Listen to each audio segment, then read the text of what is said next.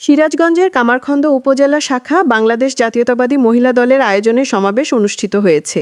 15ই November বিকাল ৩টায় কামারখন্দ হাটখলা মাঠে এই জনসভা অনুষ্ঠিত হয়। সমাবেশে প্রধান অতিথি হিসেবে উপস্থিত ছিলেন বিএনপির স্থায়ী কমিটির সদস্য এবং সিরাজগঞ্জ-২ সিরাজগঞ্জ সদর কামারখন্দ আসনে ধানের শীষের মনোনীত এমপি প্রার্থী জনাব ইকবাল হাসান মাহমুদ টুকু। এছাড়াও উপস্থিত ছিলেন কামারখন্দ উপজেলা বিএনপির সাবেক সভাপতি বদ্দুজ্জামান ফেরদৌস, সাবেক সাধারণ সম্পাদক হাসনাতে রাব্বি উত্থান, মহিলা দলের নেত্রী জনাবা নাজমা আক্তার পান্না এবং লাবণ্য আক্তার। সমাবেশে বিএনপির বিভিন্ন অঙ্গ সংগঠনের নেতৃবৃন্দ বক্তব্য রাখেন। নির্বাচন থেকে ভয় পাইতে ছিল, যারা নির্বাচন চায়নি তারা আওয়ামী লীগ নির্বাচন থেকে ভয় পেয়েছে।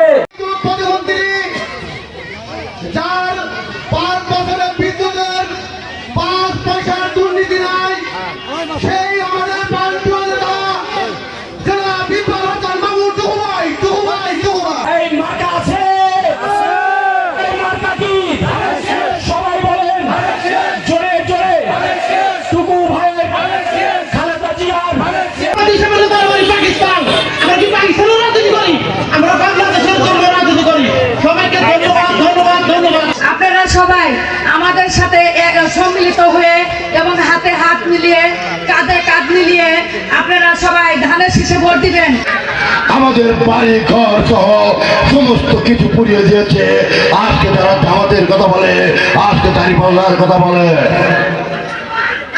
আমরা একটি ফ্যাসিস্ট সরকারের অভ্যুত্থানের মধ্যে দিয়ে পতন ঘটিয়েছে আওয়ামী লীগের।